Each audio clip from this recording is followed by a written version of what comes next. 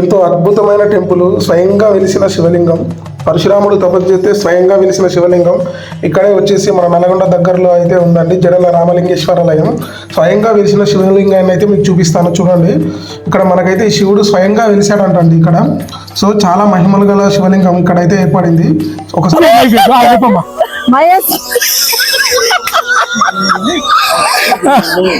మంచి భయపడకు. చెప్పు నవ్వకు చెప్పు. మహేష్ ఛానల్ ని సర్ప్రైజ్ కాదు,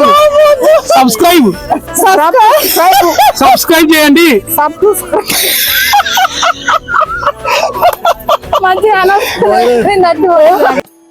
రామలింగేశ్వర అనుగ్రహ పార్వతీ రామలింగేశ్వర అనుగ్రహ ప్రాప్తి.